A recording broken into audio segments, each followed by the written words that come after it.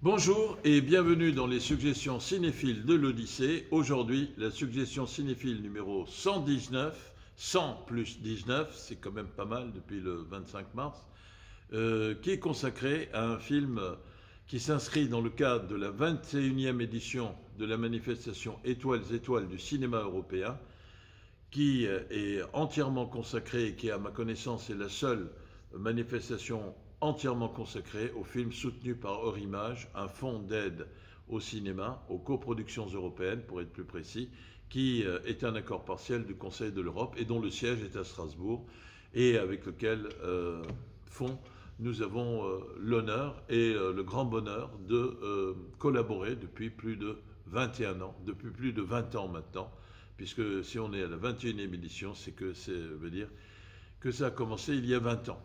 Alors, c'est pas rien non plus, 20 ans. Et le film dont on va parler s'appelle Les Siffleurs de Corneliu Porumboiu. Il n'y a pas beaucoup de consonnes, mais c'est quand même pas forcément, quand on ne pratique pas la belle langue roumaine, pas facile à prononcer. Mais pour commencer, comme d'habitude, prenez bien soin de vous, respectez les règles de consignes de sécurité sanitaire. Euh, le virus est toujours là. Pour protéger les autres, il faut se protéger soi-même. Et c'est quelque chose qui est important, c'est le socle de la solidarité, de la fraternité et du vivre ensemble. Donc pas de bêtises et les précautions qui s'imposent. Cependant, il faut exercer sa vigilance démocratique pour ne pas être transformé en esclave consentant, en personne infantilisée qui sont manipulées par des surveillants généraux dans la cour d'un établissement scolaire. Et puis, enfin, pratiquez votre proximité cinéphilique en venant, je l'espère, dans votre cinéma préféré, qu'est l'Odyssée. Poilonné. Alors, Les Siffleurs de Corneliu Porumboiu. C'est quelques mots d'abord sur ce réalisateur, qui est un réalisateur qui commence à se faire connaître aux alentours des années 2004-2005 et qui est une des figures cinématographiques incarnant le formidable dynamisme de la cinématographie roumaine. Ça, c'est une chose qu'il faut dire. Et d'autre part, dire qu'il a fait plusieurs films. Il a eu la Caméra d'Or pour Il est 12h08 à l'est de Bucarest, qui est au Festival de Cannes en 2005. Il a fait d'autres films, Métabolisme, qu'on a montré à l'Odyssée, ces deux films, mais aussi Policier adjectif, qu'on a montré à l'Odyssée. Et là, il revient avec un film qui avait été au Festival de Cannes en 2019, donc qui s'appelle Les Siffleurs. Alors, Porumboiu a la particularité de renouveler son style, c'est-à-dire quand on a l'impression que c'est un premier film, tant il est porté par une fraîcheur et un dynamisme extraordinaire, mais en même temps, il est roublard comme c'est être tout cinéaste véritablement digne de ce nom, parce que le propre du cinéma est de manipuler les spectateurs, mais de les manipuler d'une façon honorable, et de leur faire prendre des vessies pour des lanternes, c'est-à-dire de flatter toutes les facultés de leur imaginaire individuel et collectif. Et de ce point de vue-là, c'est une mission qui est parfaitement accomplie. Le film est une proposition et une réflexion en même temps cinématographique sur, au fond, la question euh, de la corruption, des flics vénaux, c'est des flics corrompus, d'un environnement qui est corrompu. Et pour ce faire, d'abord, eh bien, il fait un film qui brasse toute l'Europe. Il ne se contente pas de parler de la situation de son pays, mais il essaye de montrer que c'est une situation qui est très largement, malheureusement, partagée. Le film balaye tout le spectre territorial de l'Europe, puisqu'il commence au Far West, à l'extrême ouest de l'Europe, dans les îles Canaries, qui appartiennent à l'Espagne, et il se déplace ensuite jusqu'en Roumanie, c'est-à-dire à l'East-West, l'East Side, pardon, du territoire européen. Alors, il aurait pu se contenter de faire un film, un polar, avec une intrigue bien construite, avec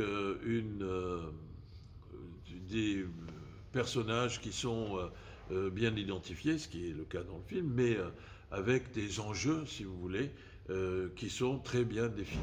Et là, au contraire, un peu comme Alfred Hitchcock dans La mort aux trousses, qui est une histoire entre un malheureux publicitaire, Roger Tornil, la CIA et des espions, qui nous est raconté sans qu'à aucun moment donné on ait aucune précision sur la mission d'espionnage des espions et les raisons pour lesquelles la CIA veut absolument empêcher ces espions d'attraper un secret dont du début jusqu'à la fin du film on ne saura pas en quoi il consiste. Eh bien c'est la même chose ici. C'est pas le contenu formel particulier de l'intrigue qui est important, c'est de l'intrigue des opérations mafieuses qui sont proposées, c'est de nous montrer que sur le théâtre d'une vaste comédie humaine, eh bien, il y a un jeu complexe, un jeu subtil, un jeu de masques, où il y a la corruption. Au départ, une corruption largement partagée. Au départ, eh bien, il y a la figure d'un flic dont on se rend compte très rapidement qu'il est ripou. Il balance entre un monde de la mafia et l'institution qu'il incarne, dont il est une partie, la police et donc l'appareil d'État, en quelque sorte. Et dans les schémas traditionnels, eh bien, l'État, c'est le bien et la mafia, c'est le mal. Bien. Sauf que le film va un peu complexifier, brouiller tout cela, toutes ces certitudes. Alors, parce qu'on est dans un monde où il y a une porosité, une perméabilité extrême entre le monde de la corruption et celui qui est censé lutter contre la corruption. Bien. Un monde où tout le monde se surveille. Et c'est la raison pour laquelle, d'où le titre du film, eh bien, les mafieux décident de communiquer entre eux pour échapper à la surveillance permanente dont ils sont l'objet, eh bien, en sifflant une langue des oiseaux, en quelque sorte, qui d'ailleurs existe effectivement aux Canaries, qui avait été utilisée bien auparavant, et qu'on appelle le silbo. Bien. Alors évidemment, il y a un art du sifflement, et cet art du sifflement est capable de prendre en compte les différences linguistiques, c'est-à-dire qu'on ne siffle pas de la même manière pour s'exprimer en espagnol ou en roumain, et avec beaucoup d'humour, un humour retenu, un humour pas sans rire, mais un humour formidable. Eh bien, Corneliu Porumboiu nous livre quelques instants qui sont formidables. Et puis, il y a aussi les figures qui appartiennent au code de représentation des films de mafia. Il y a d'une part le flic corrompu, certes, il y a la femme fatale. Or, comme par hasard, elle s'appelle Gilda, ce qui est aussi un clin d'œil au monde du cinéma. La fameuse Rita Hayworth dans le film qui porte le titre de Gilda. Bien. Et puis, il y a d'autre part en Roumanie donc, une procureure qui, et en même temps qui dirige la police, qui, enfin, n'a pas froid aux yeux pour ce qui concerne les méthodes, même les plus approximatives. Et elle est passée maître dans l'art, cette procureure, qui répond au doux prénom de Magda, qui est passée maître dans l'art de la dissimulation, de la manipulation, de l'intrigue.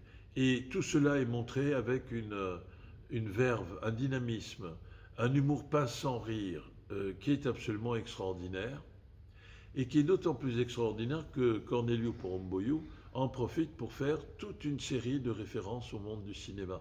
Dans le film, on voit à un moment donné un extrait de La prisonnière du désert de John Ford, pour montrer qu'on est dans un espace où c'est la loi du plus fort qui prime et non pas la loi du plus juste qui prime. D'autre part, il y a aussi une allusion assez nette Hitchcock, justement, dont je parlais avant, et Psychose, puisqu'il y a un hôtel avec des chambres où il y a même une tentative de répétition de la fameuse scène de la douche, qui est un moment, un bijou dans le film. Et puis il y a, au fond, ce regard désabusé sur l'étendue du mal qui gangrène les relations entre les hommes, entre les êtres humains. Mais il y a un happy end qui est simplement un happy end de convention, si vous voulez, et qui montre que, après avoir démonté les engrenages, le mécanisme de fonctionnement de la corruption, eh bien, le film nous abandonne avec le sentiment que le fait d'avoir exposé ces engrenages ne signifie pas que pour autant on les a désamorcés et subvertis et qu'on a déblayé le terrain en quelque sorte pour qu'il puisse y avoir une autre forme de relation entre les êtres humains. C'est un film désabusé et donc, comme disait l'autre, le rire et la politesse du désespoir. Eh bien, c'est un film désespéré, mais qui est extraordinairement drôle et que je vous recommande de venir voir à l'Odyssée, où il est à l'affiche du 14 octobre jusqu'au 17 novembre de l'an de grâce 2020. J'ai oublié de dire qu'il y avait aussi toute une série de références musicales qui sont extraordinaires et qui sont un véritable patchwork, un peu comme le bruissement de la nature où se répondent d'une part les sifflements des oiseaux et d'autre part tous les bruits des bêtes de la forêt, de la nature. Eh bien, on aura à la fois de la musique contemporaine variété, si vous voulez, et puis on aura la Norma, on aura Rossini, on aura Strauss avec le Beau Danube bleu et la marche de Radetzky.